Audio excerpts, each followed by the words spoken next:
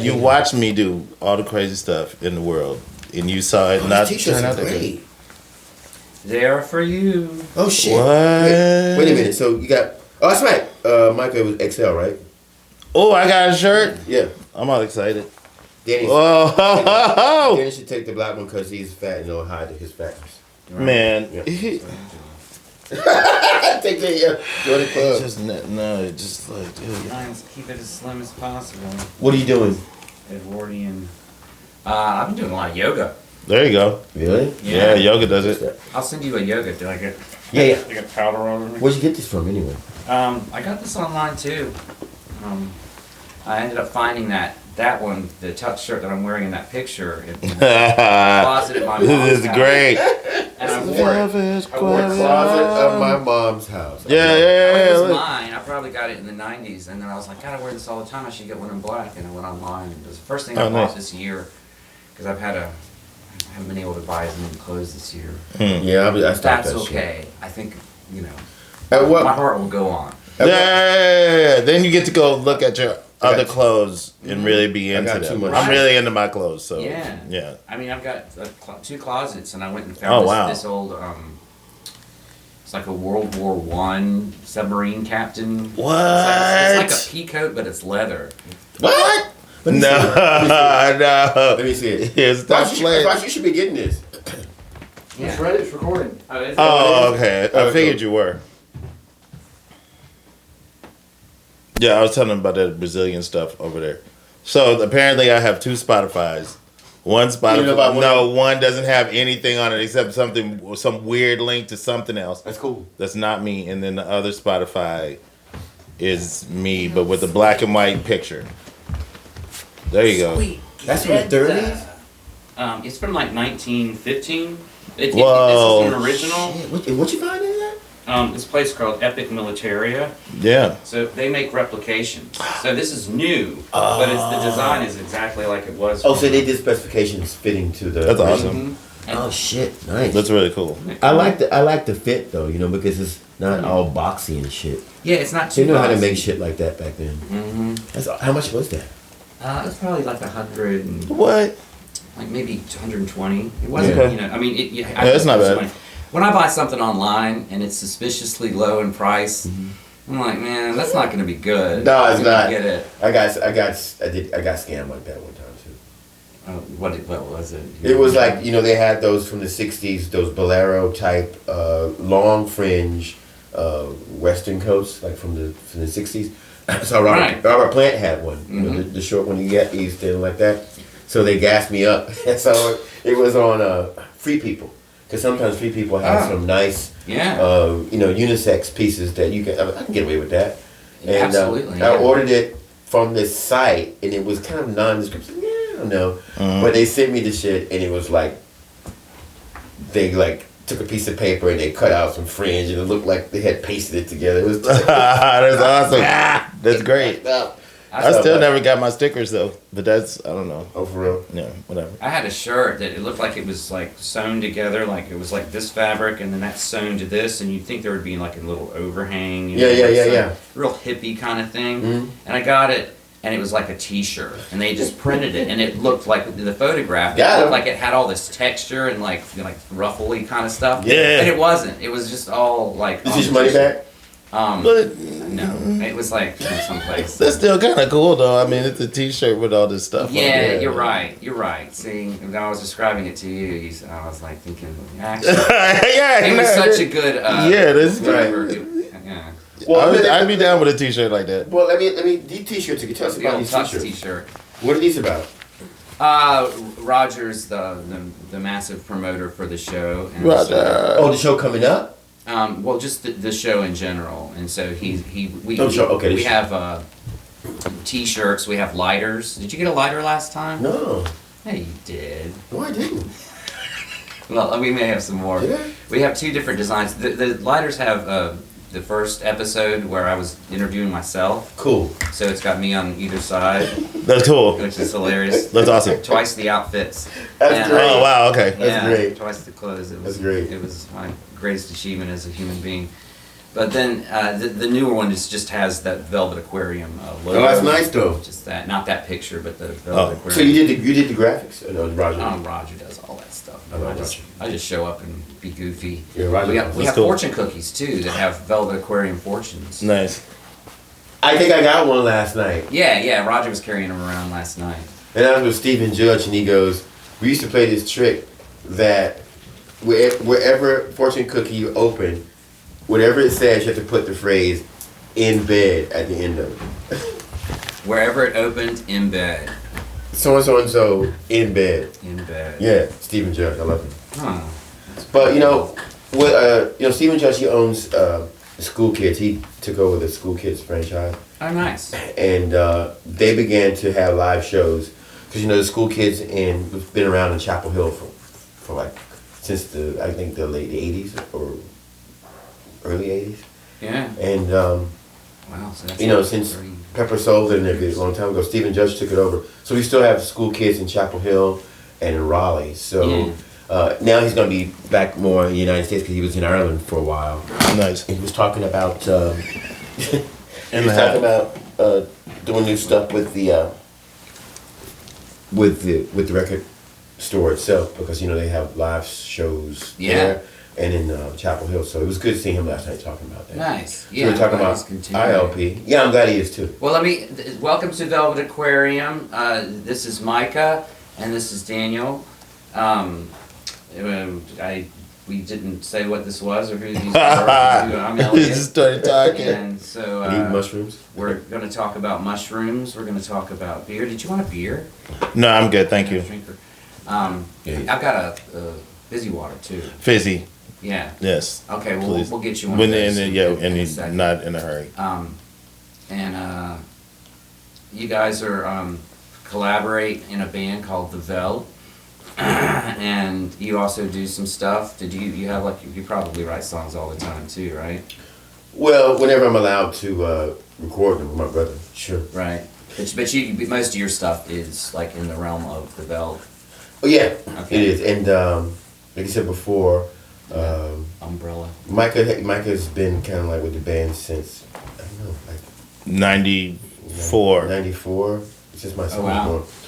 I was born. Which transformed into Paula Heights for some reason or other. I still don't understand.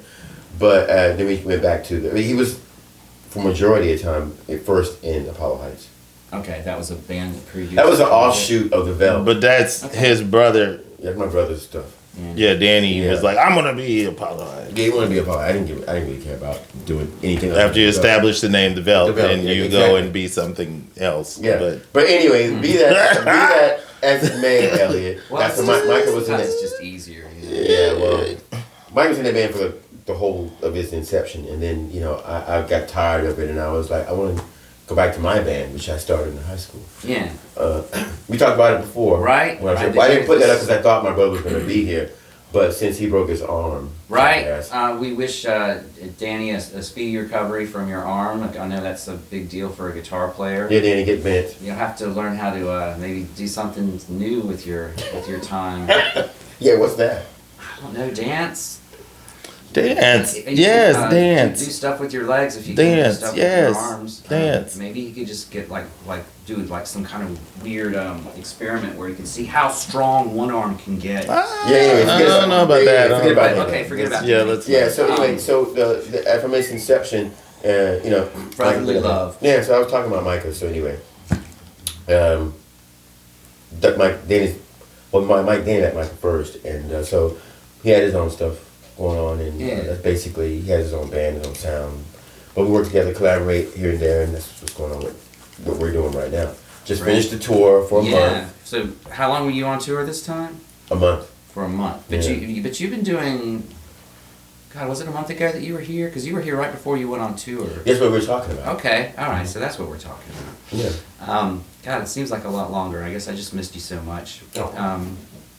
So and you went. Where did you go? Well.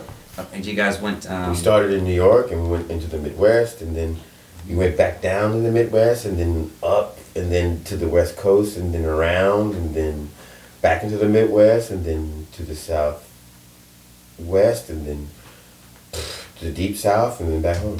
It's like, it was really, I mean, it was a lot of hard work. I mean, I'm not complaining, but it was like, at my age, for my age, it was kind of hard because we have no days off. Oh, so you played every day? Yeah, every night. Oh my God, that's a lot of gigs, man. That's like what, like 30, at least 30 gigs, right? 34. 34. But that's what I want to do. So, but I'm not complaining. I was like, damn, okay, well, this is what I wanted. So it was kind of like. Be careful what you wish for. I know, right? Now you get to do it. Yeah, but not every night. Well, none of the nights were not packed. None of the nights were not unpacked. It was very mediocre in the Midwest up into Minneapolis, where we sold out in Minneapolis.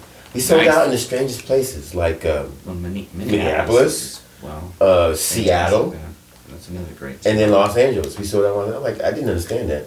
So we were in the dressing room in I think Seattle. You're doing good though, Daniel. I think those are the places that have that they just have the audience, right? I guess. Yeah, they do. Mm-hmm. Yeah. But I toured the United States, a while ago. But the general consensus was a lot of the young people that were there were like, wow, I thought you guys would never come here. I thought you broke up, blah blah blah, and this type of thing. Huh. It was strange. Well, you guys have been going for a while. Yeah. Well, do you want to talk about, Micah? Do you want to? Since we were trying to find your stuff on on Spotify. Yeah, we looked it up, and I have 2 pages. The one that it is a black and white photo. Okay, so look. And he found it and I think sent it. Did you send it? You want it? Yeah, send it to me. Hey, can you get one of these for Micah so Micah doesn't get dry? Okay. Thank you. Sorry, he's not the errand person, but we don't have one. At all. And we'd have to think- get up and leave, and yeah. I don't think even if they're right. Yeah. Yeah. Thanks, Roger. So Michael lives in Brazil too. Well, Wow, that's cool. So I mean it's Tell us. that's why I was trying to say I'll do the quick version of the whole thing. Like basically, no, because when I was a kid, it was like I was playing the saxophone. I was like, Sha-na-na, and I saw this guy. All right. On Sha-na-na, the guy with the beard, I think, played The saxophone. big dude? Yeah. Yeah. Yeah, and I was like, what is that thing? Like, I saw it, and it's like, what is that? When you're a little kid, I was 9 years old. It was like, what is it? Like, because I guess it looks sort of like a spaceship, like the saxophone, and then, like all the compartments and things, yeah. And I was just like, and then I dug what he was playing, but I think I was more attracted to what is that thing? Mm-hmm. Like now that I think back at it. And so I convinced my parents to get me this thing. A 9-year-old convinced their parents to get them something that cost $800. Wow. So they were basically like, you better play this, you better live with this, and I was like, okay. Those are the adult toys. Yeah. And you walk in, so from 9 years old till forever, I'd been carrying this saxophone. Did you just take to it? Did you run?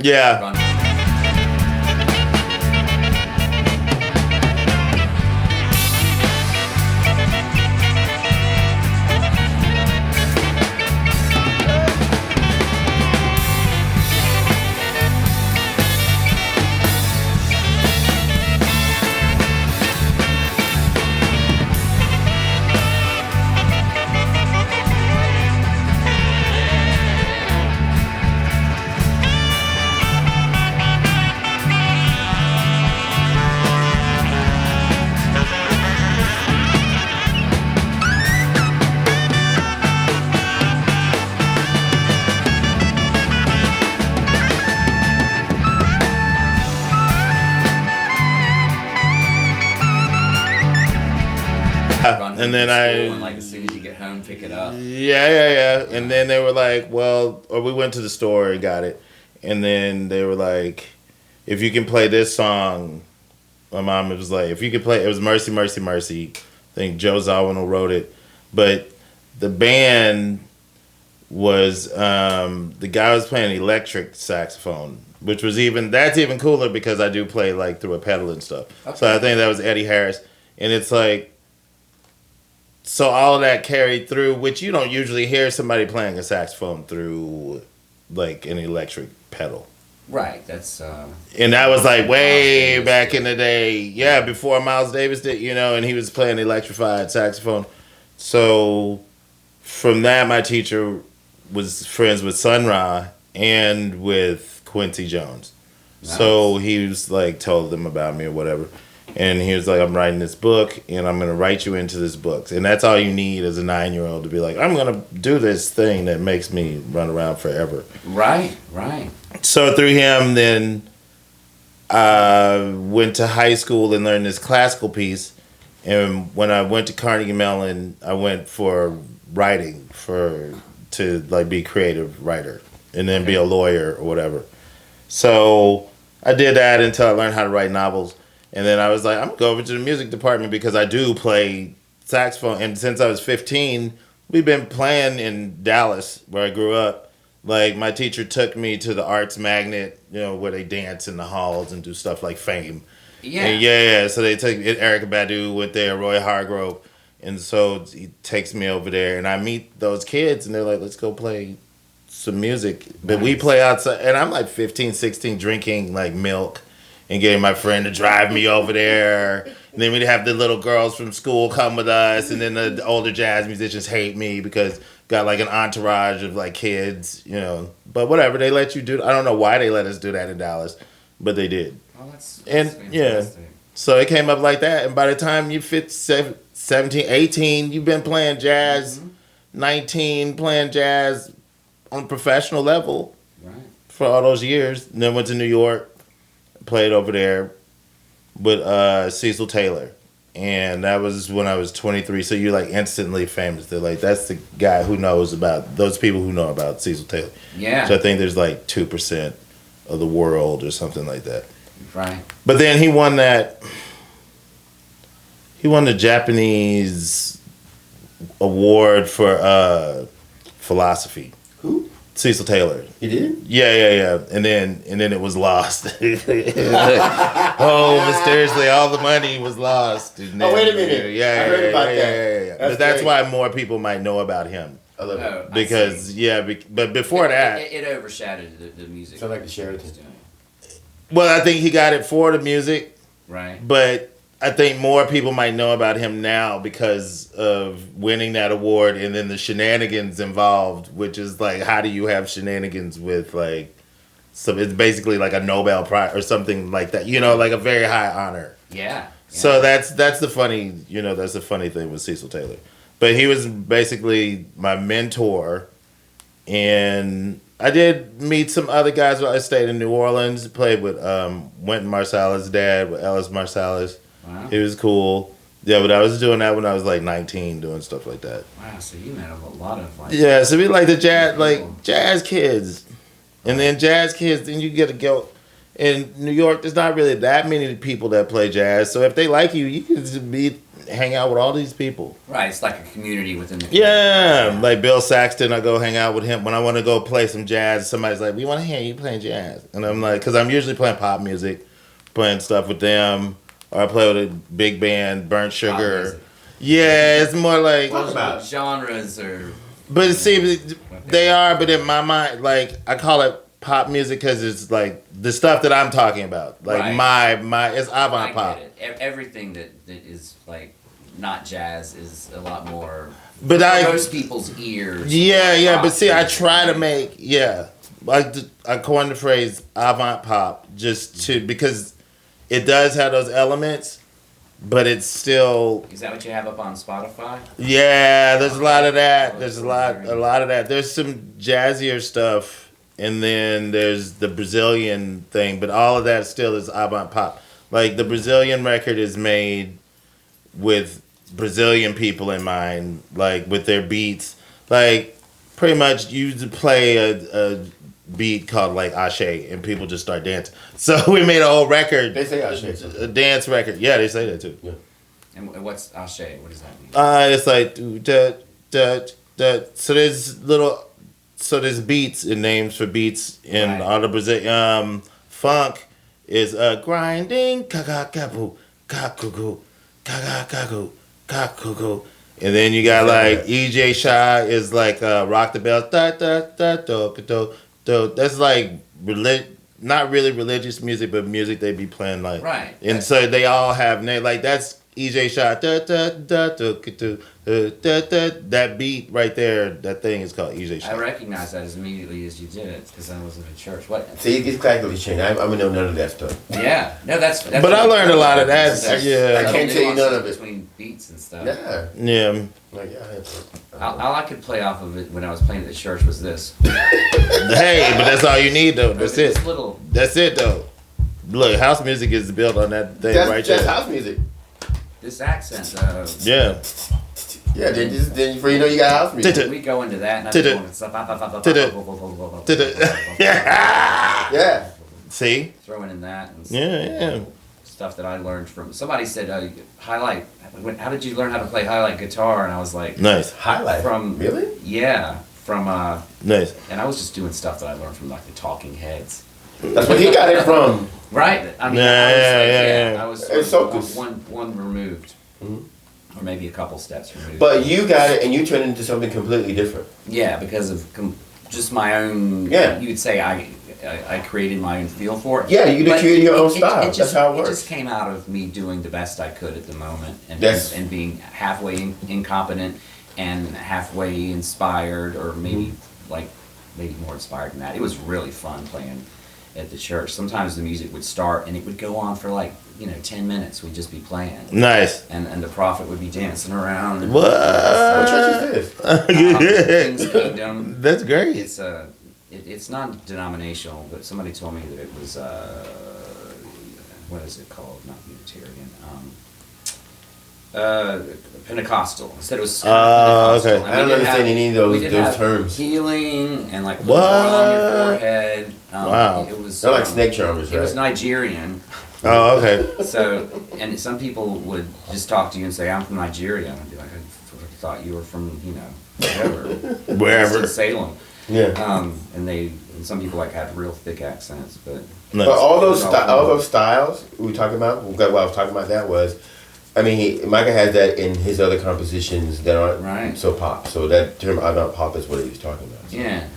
Yeah, like it'll be like my idea of pop music is a melody that sticks in your head. Mm-hmm. Very simple. And then I sing about some real crazy stuff all the time. You just Where be do like, your lyrics come from? What? Usually relationships or doing real crazy stuff that you should not be doing, like drinking for 17 years, like acting real crazy. Right. So the thing, okay, in New York. Been there. Well, see, in New York, it's like you would be spoiled if you could go to every bar, at least 6. That was the rotation. You have 6 bars where when they see you, they give you whatever you want, including there's one bar where you just go and drink champagne.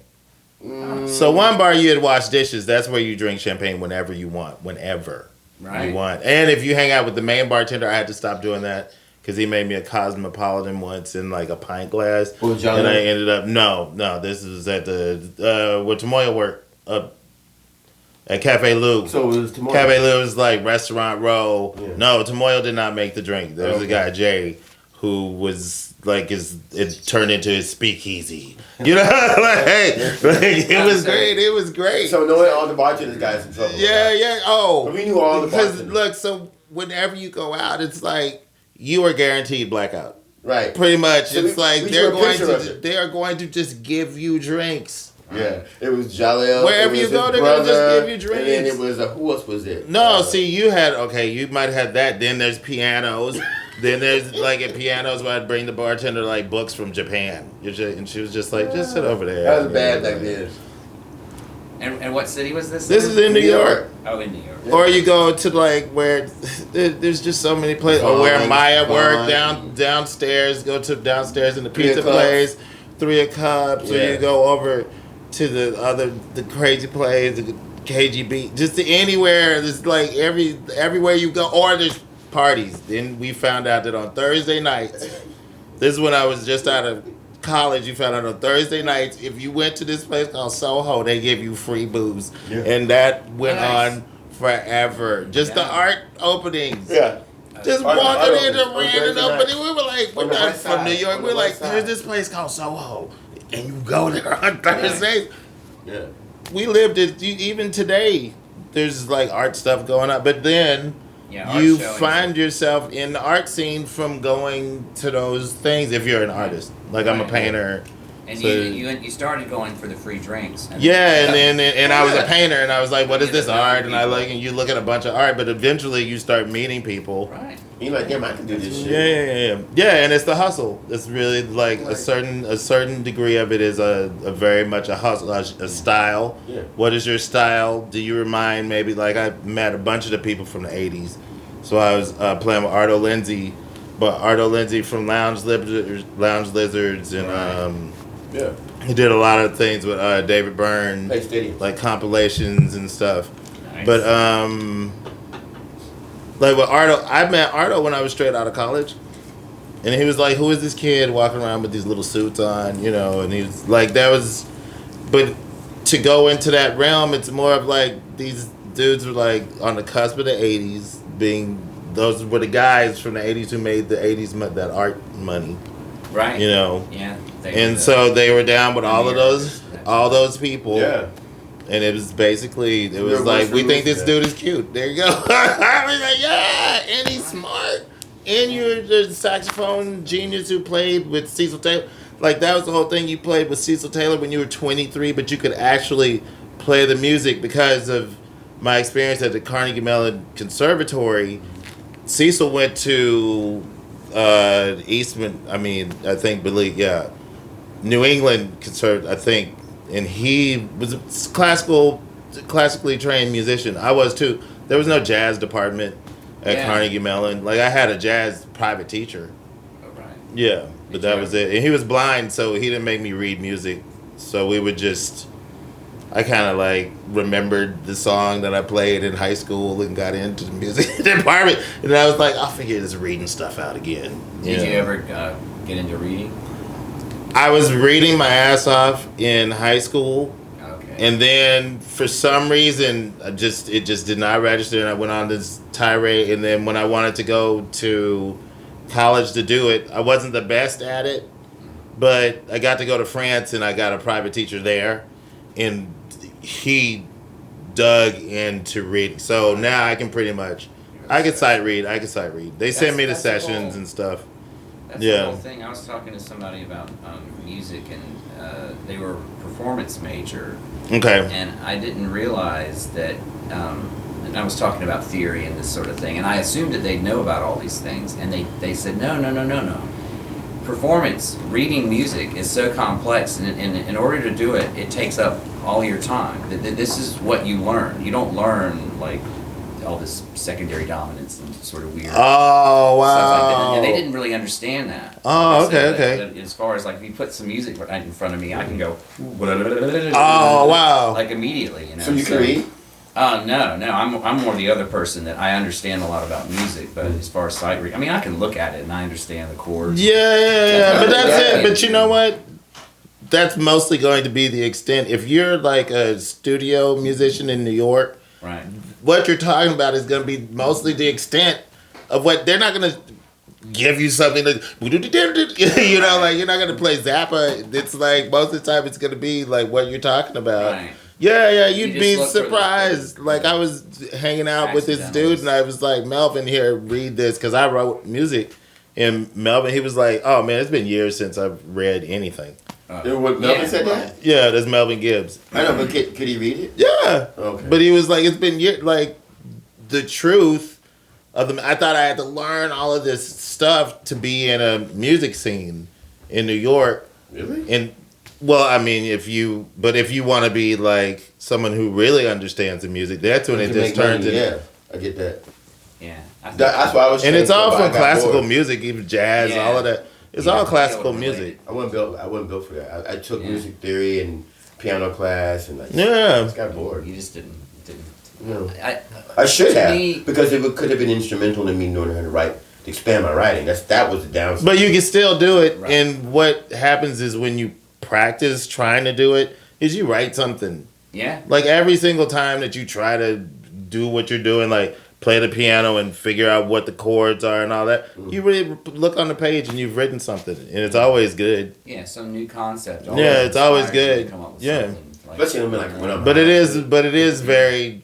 It's taxing, you know, if you're not used to it. I was in the piano lab, yeah. and I had to, when I look at I remember some of it, right?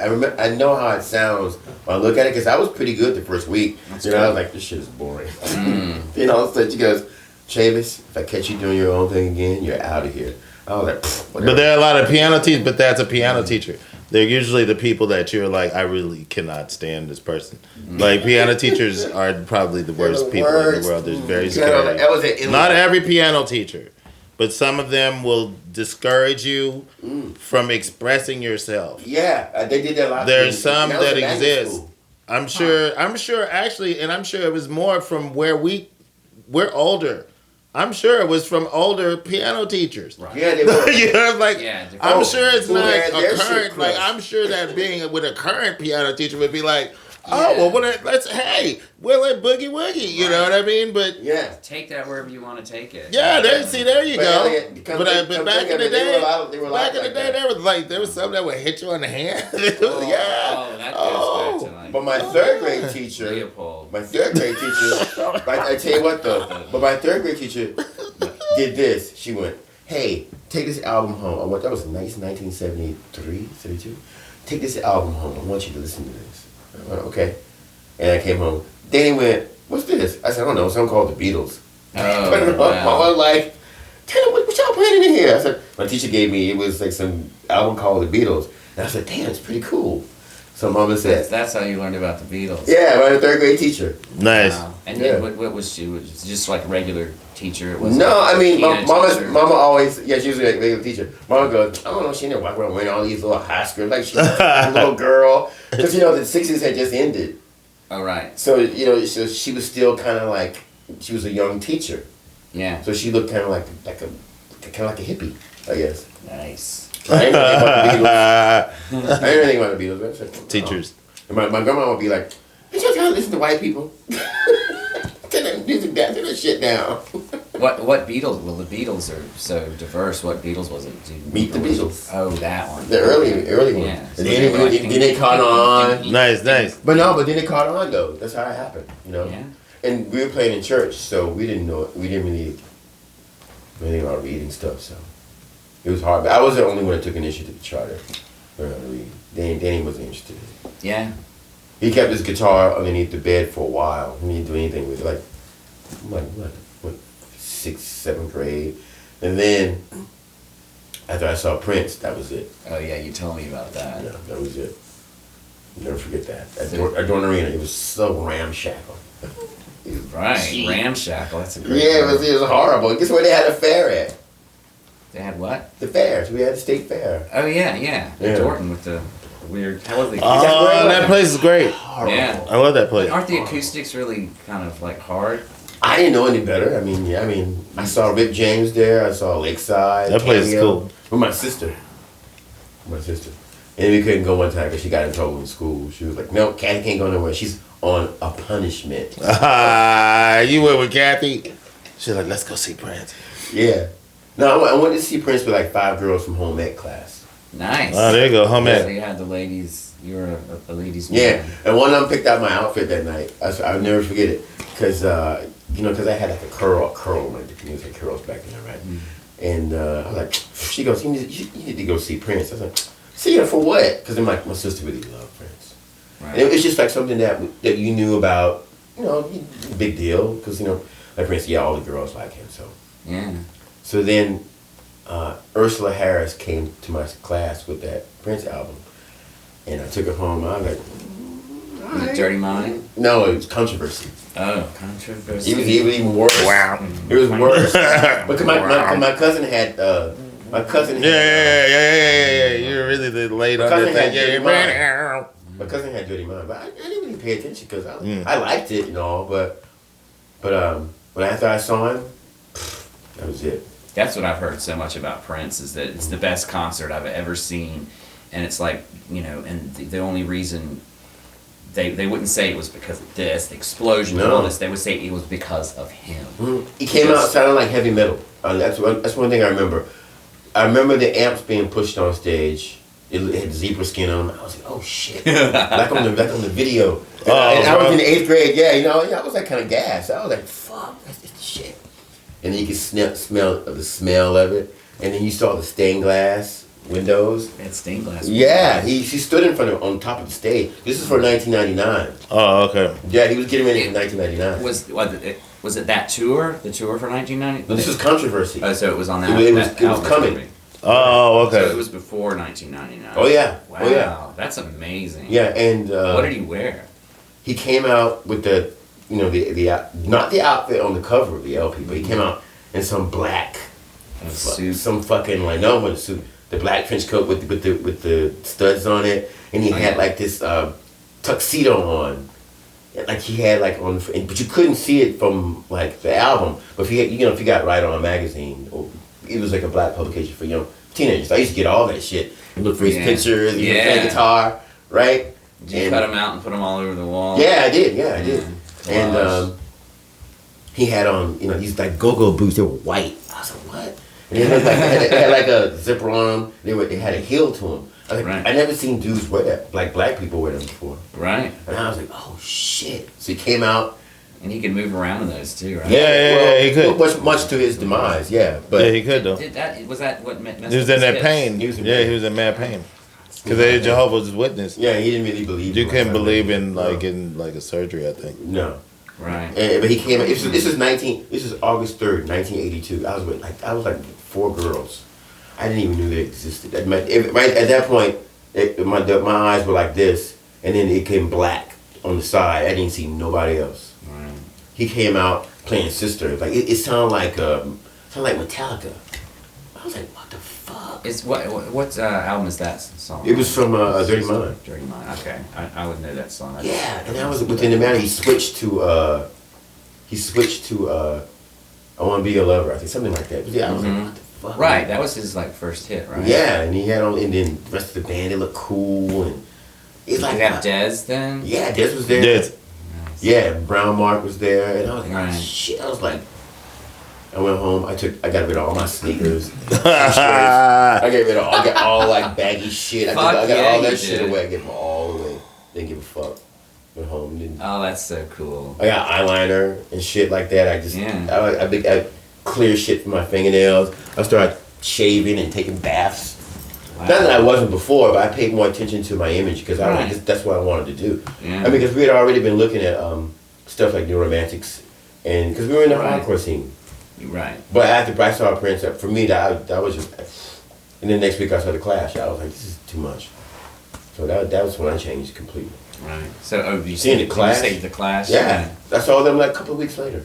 So, were you not quite as impressed with that as you thought? No, I was like, it was a great time to be alive. Yeah. This is like, so not only, because Prince went to England, that's why he changed for Controversy and Dirty Mind. They had went to England, and him and Dez were talking, and they were like, we got to switch it up, because they had seen what was going on in the punk scene. Punk rock scene. Yeah.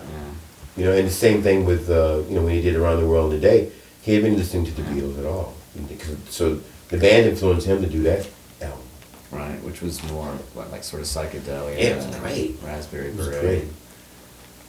Yeah. I remember when that came out. I had been waiting, because his music would always come out in the fall.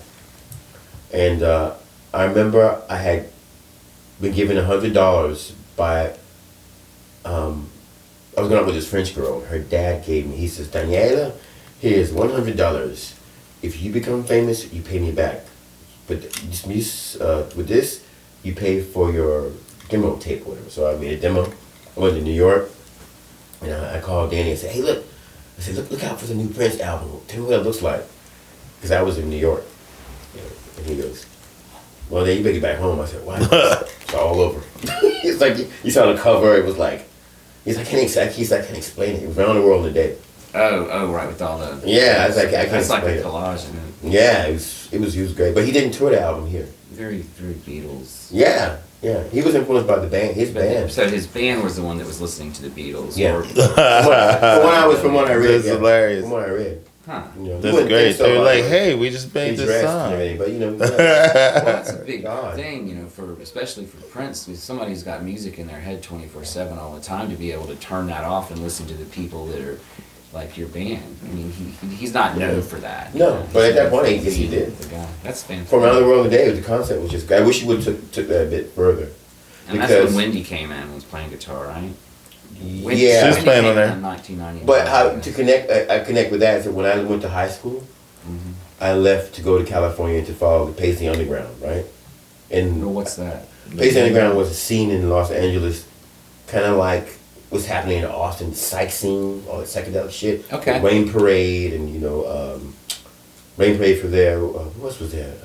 That's a cool name. But they were all psychedelic kind of bands. Right. And I went out there to follow them because the Bangles were part of it. It's been 3 o'clock. Came to Raleigh, and I remember I saw them at the brewery. I was like 18, 19. And, I was having the same bullshit I have right now, or something stranger. I think you look fantastic. I appreciate it. And I was walking home from the brewery, because I live in East Raleigh. Okay. Because I live in East Raleigh, Southeast Raleigh, right? So they gave me a ride, and I was telling them about me being in high school and I want to come out there. So you should come to California. I took them up. I went out there. And at that time, Prince was trying to get Susanna from the Bangles to join the revolution. Oh, Susanna Hoffs. And what was she going to do? Was she going to play guitar? Yeah, she was gonna take Dez's place. Oh, okay. Yeah, I didn't know at the time, but when I went out there, I met them, and that's what was going. He was following them around in a limousine, and like some kind of a Cadillac of some sort. Purple. Yeah, following them around car. to get her to in a town car? join the revolution. That's what they told me. I mean, yeah. And then he saw Wendy play like a really elaborate jazz chord, is what I heard, like at a party. Really? Yeah, that she just did. And if you look at her, I mean, her stretch is ridiculous. Yeah. Like Andy Summers. Yeah. Like Summers. Yeah, she always looks like she's playing something like that. Yeah. He's always over here. Yeah. No time, no patience. She's always playing something like that. Apparently that's just what I read when Wendy came in. I don't know exactly what happened with Dez, but I know Dez did his own thing too. So Yeah, he came to Raleigh with that band, what were they called? Just the Modernaires. all right. The what? I want to The be Modernaire. a modernaire. Yeah, they did, yeah. Modernaire. They played the Switch. Really? Yeah. I never heard that. I was in the 12 grade. Modernaires. I couldn't get in to the show. Modernaires. That's awesome. But it's from Purple Rain. They're on Purple Rain. He sings that song in Purple Rain. Yeah. I thought he was saying Mountaineer. No. And I was like, I gotta write a watch song that again. about I gotta anything. watch that again. I gotta watch that again. But they came to Raleigh. These are Modernaires. That's awesome. But I couldn't. That's a great name. But I was too young to get on. I was too young to go into the club. So I went to see them at the record bar, which was in Cameron Village at the time. Oh, cool. Nobody would talk to him. I'm like, Modernaires. fuck, I'm saying something about this shit. Hey man, what kind of guitars you? I'm about the guitar, that kind of shit. Like, Yeah, that's the way to Yeah. approach a musician. Talk about music things. Yeah. All of for a sure. sudden, all the intimidation of them being famous Yeah, just fuck kinda about none of that goes shit. away. Yeah. And I was like, yo man, why y'all use those Telecasters? And we talk about Telecasters and stuff. Mhm. They invited me to the show. I couldn't go to the show because I was too young. You didn't go in the back. You didn't learn the back door trick. No, I know. My mom would have that shit. So I stood You can outside. walk in anywhere and just walk in that entrance, the famous person entrance, and then just go. In the 80s, I don't know. not in the 80s, not right then. It takes a while to learn that kind of just like nonchalantness. Like, are you with the band? And just go. You keep walking. I had a lot of booze in me when I would do that, but it worked. Attitude. Well, that's really cool. Yeah, fizzy water. Do you want to look at some artwork? I can see that thing right there. Speaking of psychedelia. Yeah, I'll just show you Yeah, some stuff. It's mostly like abstract, but then I started putting some like images to it. But mainly just trace it off a TV. I'll have this in front of Daniel. It's just like That's fine. With this and what you're wearing, the camera's going to explode. Wow, I really like this. I love it when you can look at something like this and see, like, well, there's definitely a face on that. And that was intentional, I'm pretty sure. Yeah, this is like a new series. I was trying to just do, I mean... So you got watercolors. Yeah, and then I was sketches. experimenting with this watercolor thing because that starts to look like when they show you pictures of like the universe and things like that. Right. And you see the clouds. Like So I was trying to experiment and make more stuff like that.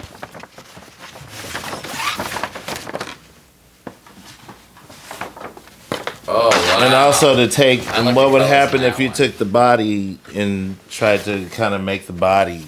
Yeah, well, it also conjures for me like Art Nouveau or Klimt more specifically. Nice, because I'm into that Yeah. like a lot. I went to I've got that one up there. I used to have a lot of Klimts in the house. Well, I think I saw that in Vienna, and The actual. and it's a mosaic. And I started screaming in the museum, and Ardo was with me. And he's like, "Micah, be quiet." That was your. I'm like, "You can't stop me. Right, You that was can't your- stop me your from honest looking at. reaction was Yeah, you the can't same. stop me from looking at something I think is the most beautiful thing." You know, like just freaking out until Yeah, he's finally like, "Okay." good. I was like, and it was a mosaic. I always thought it was like a painting. It's Right. like he went there and put little bitty pieces together to make it look like a tile, like. That's how that piece. Yeah, like So some of those funny. pieces, like the girl with the coming over all of the stuff coming over the head and the colors. You talking about? It made Klimt. It made it. Oh yeah. So It's like a mosaic. collage. It's just little. It's like as if he tiled it up, but with little bitty tiles. Like a fresco of some sort. Yeah, that's why I went crazy. That's why I went crazy. I started screaming. I was like, "This is what is this?" I'll show it to you up close if you want. I obviously picked up on that vibe or something because I went It's in and all put about that. beads on it and I put little sequins on it. Nice. So I Right here? Okay. modified it, yeah. Okay. Yeah, it's neat. I mean, I just sort of. Now I need to check it out. I took Klimt and sort of. That's good stuff, though. Yeah, it's good. Funked it up with. I Bedazzled it. That's Good movie too, by the way. Is that a movie? Yeah, Bedazzled? 1967. Did I see that? With the guy who did with Dudley Moore. Yeah, Dudley Moore. Yeah, Dudley is the He best. was hilarious. I think he was like, okay, here's one that's a little softer. Well, I want to see this. I don't have an order, right? Oh. There's no particular order. What? Oh, I like this one a lot too. But I like that one. How much do these go for? I mean, I'd let one of these go for like 200. Yeah. Yeah, for sure. Because it's a whole series, so. Oh, that was the stuff hanging behind us during we did the ceremony. Roger, did you see that? We did the ceremony. And It was more like. Look at that. that was his artwork hanging behind us. So it's more like what. I was hanging out with a friend of mine and we were trying to figure out, well, what if I did a body and then filled it in with the design? Right. And so it came out looking like that. There's a couple of more. Hey, if you wanna, I can throw you a couple bedazzles and stuff. Yeah, let's trade. I got a pile of that stuff. You gonna bedazzle it I up? put it all over. You can see the mirrors all over.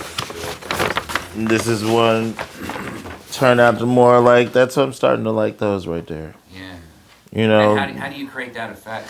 Just it's dab it on you put on the paint and then you kind of dab it. Is it with the brush or with something else? It's with the brush, but it's more like try to move it in your mind. If you're a painter, you know what I'm talking about. Like you're dabbing it, but you're hitting it so that maybe 3 seconds later something else might happen. Okay. Yeah. Because it's still wet. Right. So that's what I was doing. Change can occur. So you're hitting it. You kind of like playing with it a little bit to get stuff like that. But then this one, right. You get like a little puddle if you See? put the brush in a. yeah, That's killer. Yeah. But that was the concept of what you were talking about. Yeah, it's just play with it a little bit This is more just like, okay, I'm sick of doing this. Like, I'm gonna finish this right now. But it turns into some big strokes. I really like that when you're painting. It feels like the medium itself is kind of telling you what to do. Yes. The music does that all the time too. Look, the back of that one is fun. Yeah, you just like let it happen. Yeah. You know. He's a genius. I love this way. Oh, and then here's the one. Because he's seen this happen from a long time for doing it forever. I like the little head in there. Yeah, I've seen like you got faces. That's a recurring theme. And then that's it. Oh wow, that looks like somebody's butt. It is. I was thinking the same. I was just thinking the same thing. It is. It's the twerky thing. The legs and the. Oh yeah, is that a leg right there? Yeah. And then the arm, the elbow, and the back. I see another ass That's there. a yoga pose. Yeah. I do that all the time. But see how it's inside there? You know? Yeah. So that's the new thing that we came up with. Oh, I see. We being myself sitting there doing this for hours. That's what art is about. Yeah. Man, these lines are so like. Yeah, and it's all freehand. So I've been doing that for years. It's just trying Is that to. like a specific kind of pen? Mm-hmm. It's one of those Sharpies. Or the thin. And then or this is ink. Yeah, I was gonna say. With pretty much a pretty standard, like ink. Like a regular ink pen. Yeah. The ink. This is the one. I put in. Take the little back piece, and then pop it into the front. Especially if you can squeeze it and have one that has a lever in it, so you can push the ink out. And then get that ink going. Bang! That's how you get like a spot. Right. And then you take it out. And it'll kind of puddle up. And that's when I just go for it. I put it in the spot, get some ink there, and then I dry as fast as possibly can. Because you can get a lot done in that little spot. But that's why it kind of looks like that. It's got the spots, and then it's got you're going for it. Right. Yeah. Yeah. And that's like, for me, like writing song lyrics too. Like sometimes you wake up and you have all these, and you're trying to write them down as quick as you can before you like wake up all the way. Yeah. The magic mind. Yeah, because then it's gonna dry on you, and it becomes a time thing. I don't know. It's just fun. How much fun can you have drawing something? Basically, is what it comes you can see down the excitement in this. Yeah. You can. Yeah, absolutely. I mean, it's like.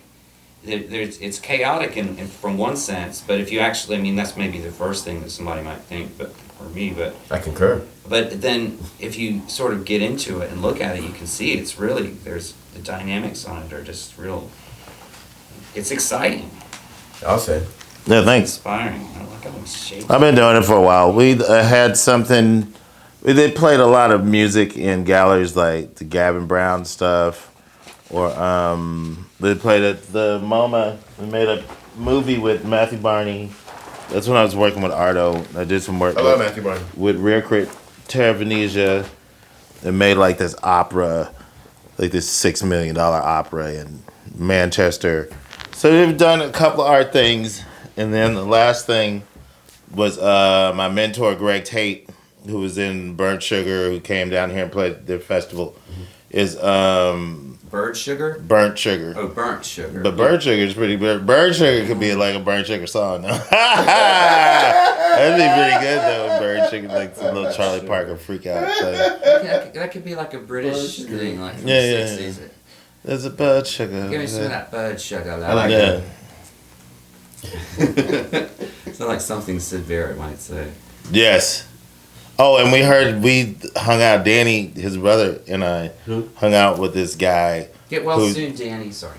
Yeah. Who knew Sid Barrett? Danny. And he was like, Sid, he was like a little bird sitting on a fence. He's like, if you try to approach him, he might just go away. You might scatter away. We were like, what? And the guy's name was Jolly. Wait, so yeah. His name was Jolly. He was like a photographer and like sound. Oh. Actually, he did that movie for Ari Up. From the Slits, yeah. From the Slits. He did the movie. He did the sound for the movie. And then I never saw the movie. Honey Child. But I'm sure it exists somewhere. Is that the movie Honey Child? No, Honey Child is a young lady that is an artist we know. also in Apollo Heights, and she has her own thing. She's in. She has her own thing. It's Honey Child Coleman Artiste, and she did something with Aria. Her last tour, they did. Nice. And doesn't she have like? She did. I'm thinking about At that point, yeah. Well, but people go through different looks. Yeah. I thought I saw her on Who's that? Ari Up or Netflix or some. Like she was on a movie or something. who? Ari Up? No. Honey Child? Oh yes, she was. What movie? They did a document. I forgot the name of it. Afropunk? Well, she's in Afropunk, and then she's also in some other one, other film. I can't remember the name. Damn, sorry, Joe. Huh. But yeah, she's really active though. Okay, yeah, well, I'll dig back into that because they're like a neat person. Is she a they that? They them? No, she's Honey Child. Right. It's Honey Child. That's it. This is really good. That's good enough. Yeah. Well, I think I should have one of those. Nixie! Like Nixie Hustle. Hibiscus? Do we have any more hibiscus? We have limoncello and key lime. Ooh, I think he might be great. Yeah. Are the key limes cool? Yes. Are they? Relatively. I just put them in there. What do you guys want to cover now? Do you want to do what? What else do you want to cover? Well, are you going back on tour? Is this the tour you're going to do for this year? How often do you do that? I mean, what's Well, your... I'm going to go to Iceland hopefully in December, and I'll be there till January. And by the time all these fucking morons' arm will be like deglued or whatever the fuck. But we have so much. We have so many things. We have so much material. We have no shortage of material. Well, that's good. Do you come up with stuff when you're on tour? Sound check? Yeah, it's unfortunate. Hotel rooms? Yeah. Do you stay in hotel rooms? What's that? Because that's a whole thing, right? Like sometimes you got a nice place to stay. Oh, it was sometimes horrible. it's in the van. Oh, it's terrible. No. Sometimes it's somebody's couch. Oh, we did it all. We did it all. Yeah. We did stay in the van and I fell asleep with my leathers on. Yeah. And do you know what city you were Yeah. at? no, this fucking is Georgia. No, I fell asleep with some leathers on and wait, where the mountains? No, was it in Georgia? Yeah, it was. Yeah. Okay, Yeah. and look, okay, had the leathers on, but under those like some of these like these workout, like these workout tights like this. So they start. Like I wake up to the sun like burning me, like them being glued to my body, or kind of like hot glued to your body, or like they were cooking, or something was cooking me, you know. So I had just these underneath, and first we looked up because there was some like homeless people kind of behind us. And we were kind of checking them out, and then, I'm in New York, so I was like, they don't look too much of a threat. They look like they kind of hang out over here all the time. Like it's that vibe. Yeah, it's like they were like kind of it's their spot. And so to make sure they didn't bother us, I get out and just pull my pants up right there, right in front, and they look and they were like, okay, these people are crazy. Like we're not gonna bother them. That's good. And I think Hayato got up and like peed right in front of the car. Like he didn't even care. And then they were like, okay, we should probably not bother these people. Well, like, they probably they're already like acting. You were being so casual in their casual environment that maybe they were like, well, We just dirty as living like you're living like everybody else is around. Yeah. There you go. But so I don't know. We probably Or there's some musicians asleep in a car. Is what they were probably thinking. Well, we'll probably. They have all this equipment. Yeah. Go back out in the spring of next year. Spring of next year. And are you doing any recordings? What's the latest recording? Well, we have. My brother and I just got so much shit we haven't. How many albums do you have? I don't think I've been asked you that. Do we have made? Yeah. I don't know, to be honest. I haven't thought about it. Is it like 20 or 15? Like 12 maybe? 12. I'm 12 right now. That's pretty good. That's that's a lot of stuff. Well, because not everything we do is good. We always have a spurt of good stuff we make. Yeah. Sometimes it's just wild. Sometimes that shit's just kind of high and you gotta put it out. Right. But we're lucky to have had people involved with our band to support this. I mean, Lord knows I don't want to play with that motherfucker all the time. I get to have other people around to bump off of because it gets boring. Yeah. So we're really fortunate people who sacrifice their lives and their time to put our craft, to do what we do. But at the same time, when it happens, it's kind of like a pinball game, because when they're in the band, they're exposed to other people that can help them with their endeavors, because every person is an individual. You can't expect them to be a disciple just to develop or whatever. That'd be really stupid. Right. Only my brother's that dumb because he's my twin, so he had to have a choice. But to be a disciple of this bullshit we're doing, so there you go. But it's different because we're twins, so yeah, we're really fortunate in that way aspect. Yeah, I can imagine it. You guys. Don't talk about it. It's a strength, and it's sort of probably it's got its dissonance too. Yeah, he's fucking sure. I'm sorry. I know you love him sometimes. So anyway, let's talk about your band. Let's talk about your. I don't want to talk about my band anymore. Oh no, it's about you guys today. No, I've been focusing on doing this and working with Roger and just coming up with ideas. I had somebody came on the show and they had watched the show. They'd watched me interview myself, and I told a story about when I was a kid. I was Batman for a couple of years. Fucking great. I mean, I was Batman. And I had a cape, and I did that all the time. Like every day I got up, I put the cape on. Like, nice. Duh.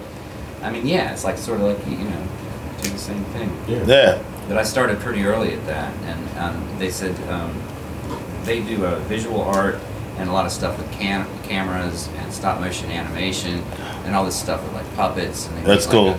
The school you went to was like that? No, this is a friend that I met in Raleigh, and I did an interview with them. I love that stuff. And they heard my story that I told to myself. Like stop animation. And they said, I like the thing about, when you were a kid and you were Batman. Right, okay.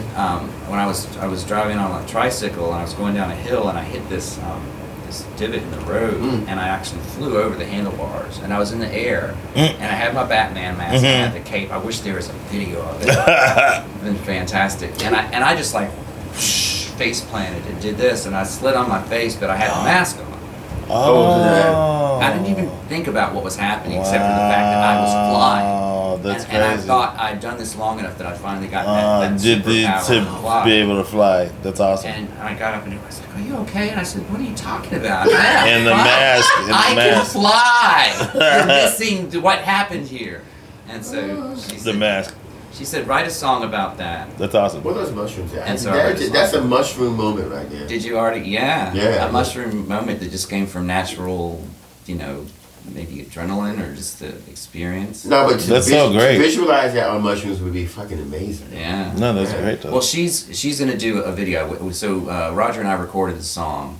It's called Baby Batman. Cool. Baby Batman does the best that he can. He's won the cape and horn since he was born. Ow.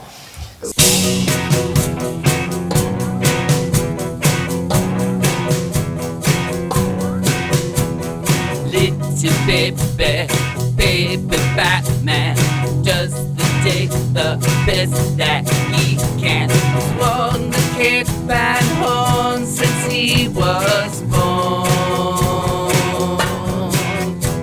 Love that. She's gonna do a video for us for that, and just so it's merging what she does artistically. That's awesome. I mean, that preview was enough for me. With some puppets. Yeah, it's gonna be fun. But hey, there's more. There's more. I believe it. So we've got that up on Spotify. Oh, great. I'm also doing a band called Star Melter, and we're having an album coming out at some point this year. Maybe you might do like a full vinyl thing and all that. Right. But thanks for asking. No, no doubt. Yeah. I mean, I wish, but this thing that sucks if you're in a band, your friends are in bands, you never see each other because you're playing, and when you're not playing, Yeah. Unless you tour together. you tour together, you're out of town. So, I mean, when is your next date again? 11th, November 11th. November 11th. 11/11. I'll be there. And are you guys going to go on to 11/11? It'd be great though. But wait a minute. Where? It's at the, what is that place called? A Night Rider? It could be at that. Night Rider. Okay, great. Okay. You know, Micah has a quartet. When are you guys playing? I don't know. You don't. Yeah, I'm in a band. I do a lot of playing solo 12 stuff years, too. So. Yeah, I do a lot of solo stuff most of the time. All right. And then I've been using this drummer lately. He's real good, Will Snyder. He's good. He just graduated, I think. Excuse me, like this year. Yeah, so I met him when he was like 18.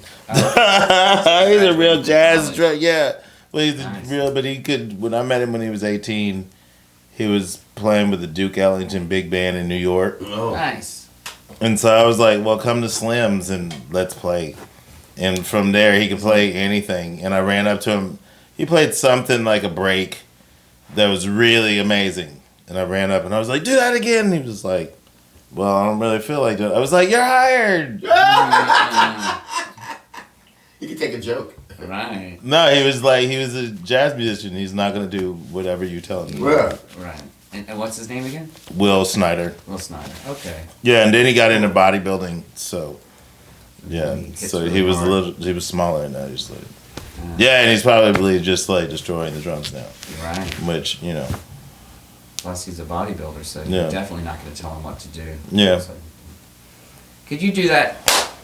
I mean, whatever you want to keep doing is. Yeah, there you go. Wow.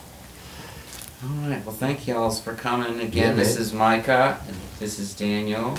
They collaborate on and are in the band The Vel, and we'll put up some posts on the thing that has like stuff, so links, whatever you want to call them, Mm-hmm.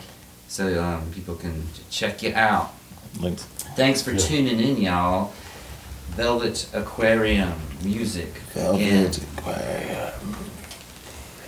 Man, that's all right now. Velvet Huh? Are you? Aquarium.